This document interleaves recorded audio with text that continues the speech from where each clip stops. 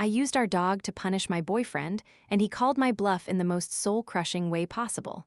Okay, I know how this is going to sound. Just hear me out. I think I might have finally, catastrophically screwed things up with my boyfriend, Finn, or ex-boyfriend. I don't even know what he is to me anymore because he's just gone.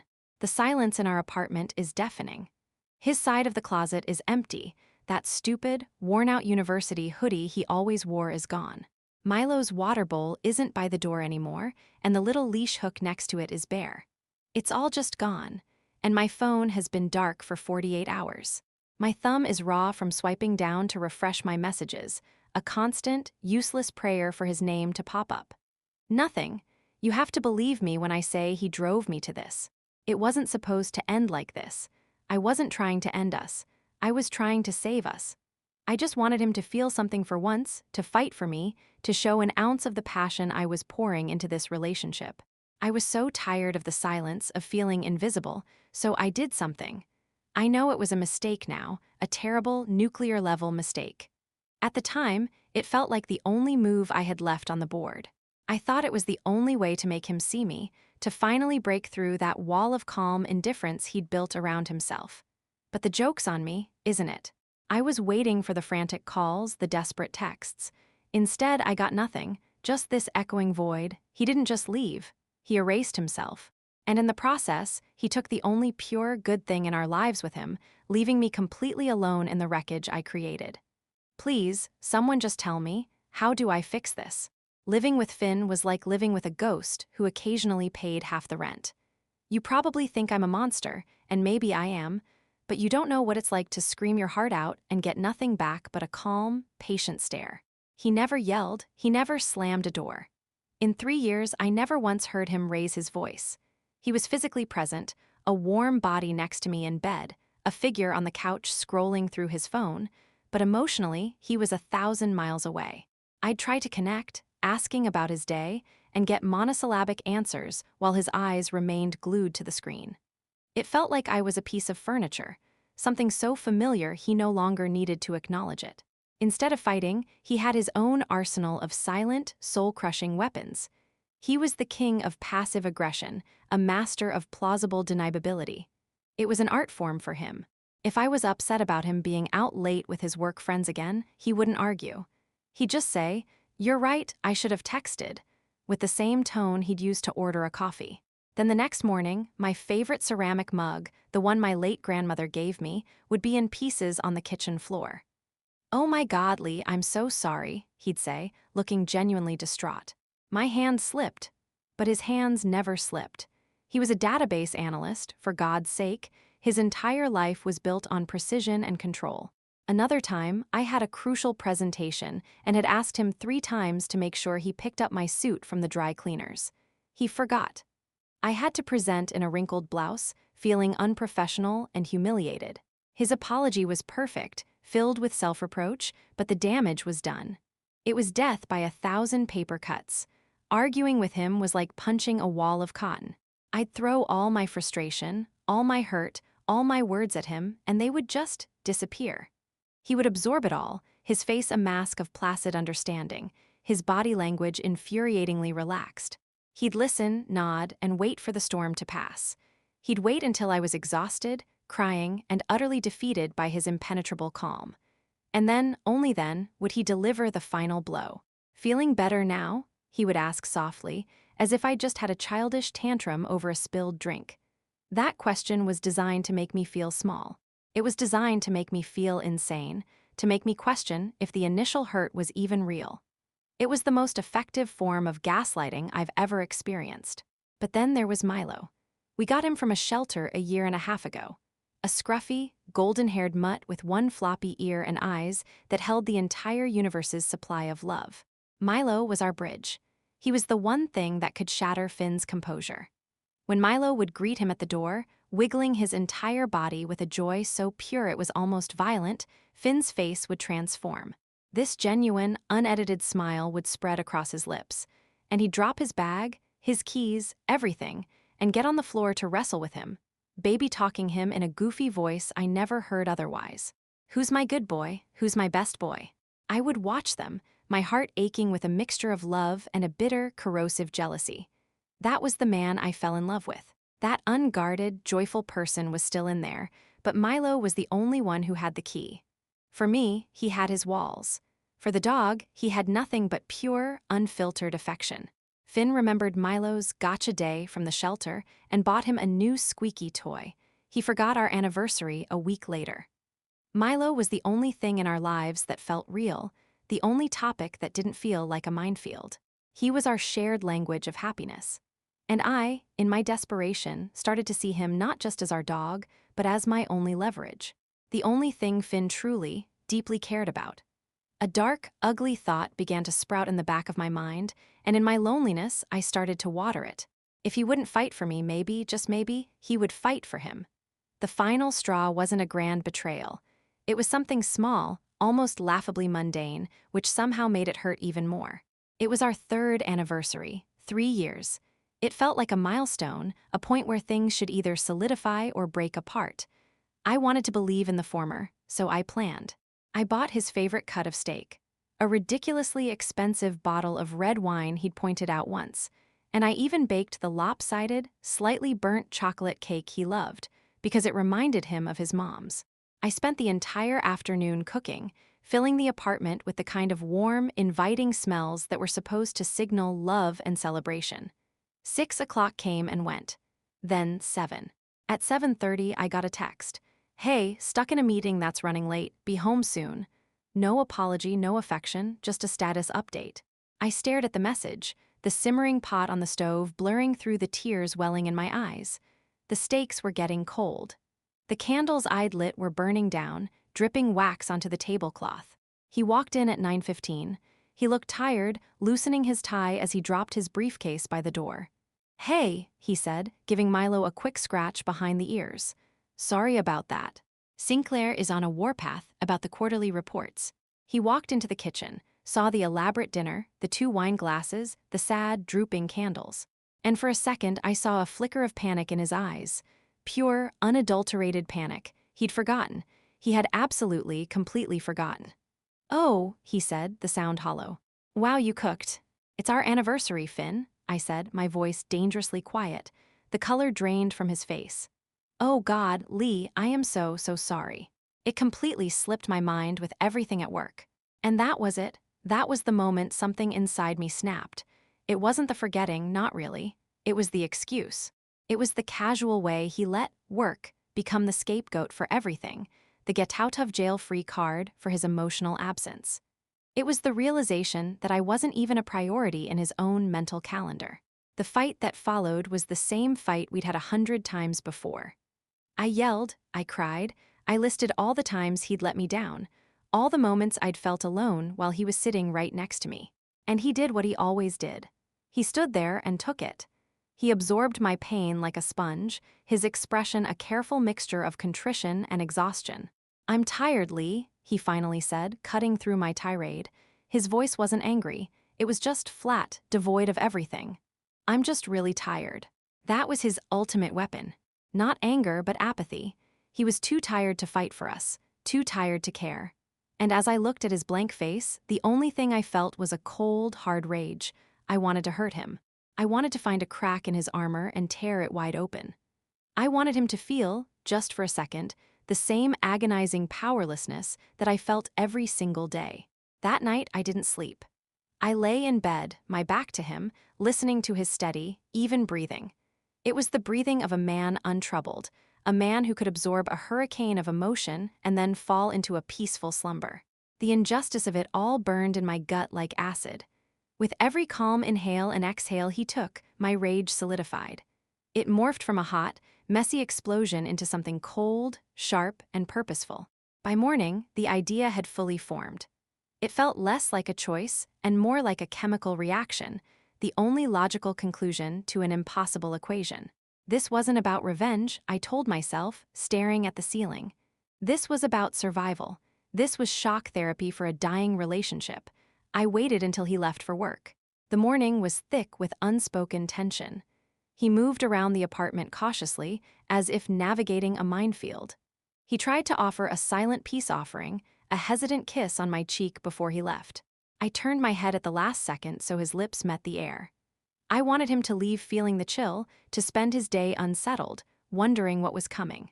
The moment the door clicked shut, I moved. I found Milo's carrier in the back of the closet, and his little tail started thumping against the floor. He thought we were going to the park or on an adventure. My own heart felt like a block of ice in my chest, a cold, heavy weight of dread, but I pushed the feeling down. This is necessary, I chanted to myself like a mantra. This is the only way to make him see. The drive to the county shelter was the longest 20 minutes of my life. Milo sat in the passenger seat, panting happily, his head cocked, occasionally licking my hand on the gear shift. Every single lick felt like a brand, a mark of my betrayal. I couldn't look into his trusting brown eyes. I focused instead on the cracks in the windshield. At the front desk, a kind-faced woman with tired eyes asked how she could help.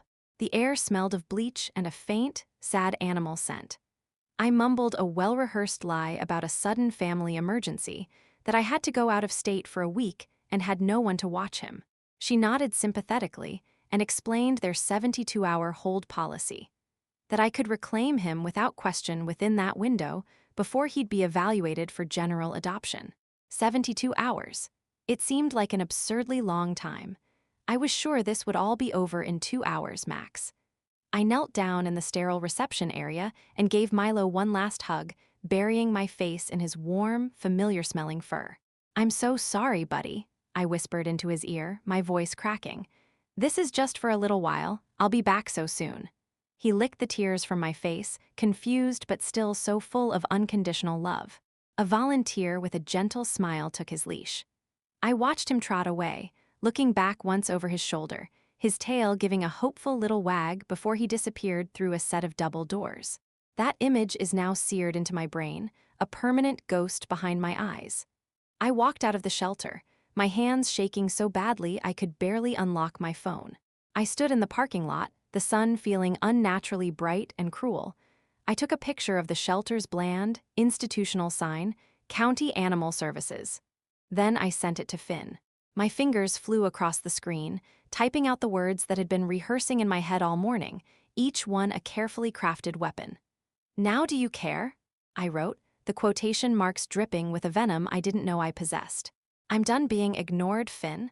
I'm done being your roommate, a piece of furniture you forget is even here. If you want to see Milo again, you will leave work. You will call me. You will get on your knees, and you will beg for my forgiveness. And then you'll listen to a list of things that are going to change. Your move." I hit send, and for a fleeting, intoxicating moment, I felt powerful. I felt like I had finally taken control. I had his king in checkmate. He had no choice but to respond. He would have to break his silence. He would have to deal with me. I got in my car, my heart pounding with a sick, triumphant adrenaline, and I waited for the inevitable, frantic phone call. I was so sure it would come. So goddamn sure. The first hour was a blur of nervous energy. I drove home, blasting music, my leg bouncing a frantic rhythm against the floor mat. Any minute now, I thought. He's probably in a meeting, but as soon as he sees that picture, he'll excuse himself. He'll call. He has to. I tidied the apartment, arranging the pillows on the couch, wiping down the counters, a bizarre nesting instinct while waiting for the bomb to go off. I even rehearsed my opening lines, a mix of righteous anger and magnanimous forgiveness, but the phone remained silent. 2 hours. The adrenaline started to curdle into a sour anxiety. I checked to see if the message had been delivered. It had. Reed, he'd seen it. Why wasn't he calling? Maybe he was driving. Maybe he was trying to figure out what to say. He was a planner, after all. He needed to process. Yes, that was it. He was just processing. 5 hours. The sun began to dip below the horizon, casting long shadows across the living room. The silence was no longer expectant. It was heavy, oppressive. The anxiety was now full-blown panic. I started pacing, phone clutched in my hand like a lifeline. I sent another text. "Finn, are you seriously just ignoring this?" Delivered. "Reed, nothing," I called him.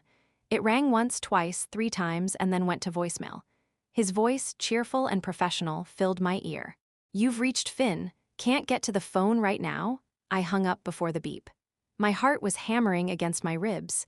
This wasn't part of the plan. The plan was for him to crumble, to beg. It wasn't for him to deploy his ultimate weapon, silence. By the next morning, I was a wreck. I hadn't slept. I'd spent the night staring at the front door, willing it to open. I called him a dozen more times, each call a new wave of desperation. All went to voicemail. I texted him novels of rage, then pleading, then apologies. Each one was met with the same crushing digital void. Around noon on the second day, I couldn't take it anymore. The worry for Milo, a genuine, gut-wrenching fear, finally overpowered my pride and my anger. What if they thought he was abandoned? What if he was scared? I had to get him back. I'd deal with Finn later. I called the shelter, my voice trembling. "Hi, I'm calling about a dog I brought in yesterday for a temporary hold," I began, trying to sound calm. "A golden mix named Milo." "One moment, ma'am," the woman on the other end said. I could hear the clacking of a keyboard. "Milo, yes, I see him here." A wave of relief washed over me. "Okay, great. I'm coming to pick him up now." There was a pause. "Oh," the woman said, her tone shifting. It was a strange mix of professional courtesy and something else, pity. "Well, ma'am, that won't be necessary. Milo was picked up yesterday afternoon." My blood ran cold. "What? By who? I'm the one who dropped him off." "Yes, I see that here," she said, her voice gentle. "But the legal owner, a Mr. Finn Rogers, came in to claim him. He had all the original adoption paperwork and microchip information. He's the primary contact on file. He completed the formal reclaim and adoption process. Milo went home with him yesterday around 4 p.m. He looked like a very happy boy, very relieved to see his dad." The phone slipped from my fingers and clattered onto the floor. It felt like the world had tilted off its axis. He didn't call me, he didn't text, he didn't beg, he didn't even engage. He just went around me. He calmly and methodically cut me out of the equation, rescued the dog, and in doing so, severed the final thread that connected us. He had called my bluff, and I had lost everything. It's been 2 weeks. 2 weeks of living in this mausoleum that used to be our home. The first few days, I was in denial. I told myself he was just teaching me a lesson, a crueler, more protracted version of his usual silent treatment. He'd be back. Once his anger cooled, he'd realize he couldn't just throw away 3 years. He'd come back for his clothes at least, and then we would talk. We had to, but he never came. Instead, a week ago, his friend Oliver, a man who has never said more than 10 words to me, showed up at the door with empty boxes. He didn't make eye contact. He just handed me a note written in Finn's neat, precise handwriting. It wasn't a letter. It was a list. A cold, itemized list of his belongings. Oliver moved through the apartment with quiet efficiency, packing up Finn's life, leaving gaping holes on bookshelves and empty hangers in the closet. I tried to talk to him to ask where Finn was, how he was doing. Oliver just shook his head. "He asked me not to," was all he said. "I've been blocked on everything." His number, his social media, even his email sends back an automated, delivery failed message. It's the most complete and total erasure I could have ever imagined. He didn't just break up with me, he deleted me from his existence. My only window into his new life, my own private, self-inflicted hell, is a fake Instagram account I made with a stupid, anonymous username. It's pathetic, I know, but it's all I have left. I check his profile 30, maybe 40 times a day. For the first week, there was nothing. Then, 3 days ago, he posted a picture. It's of him and Milo on a beach somewhere. The sun is setting, casting a golden glow over everything. Milo is midair, leaping for a tennis ball, his ears flying back, his mouth open in what looks like a ridiculously joyful grin. And Finn is looking at him, and he's smiling. It's not the tight, polite smile he gave me in photos. It's a real one. A wide, relaxed, unguarded smile that reaches his eyes. I haven't seen that smile directed at anything but the dog in years. The caption was what finally broke me. 6 simple words. "My boy is safe." That's all that matters. I stare at that photo for hours. I zoom in on his face, searching for any sign of heartbreak, any flicker of regret for what he left behind. But there's nothing. All I see is peace. Relief. It's the face of a man who has escaped a burning building, and I'm the one who lit the match. He didn't just get the dog back, he got his life back. A life that I now realize he felt was in danger with me. He's safe now. And I am trapped here, in the rubble, refreshing a screen, forever the ghost in a life that is no longer mine.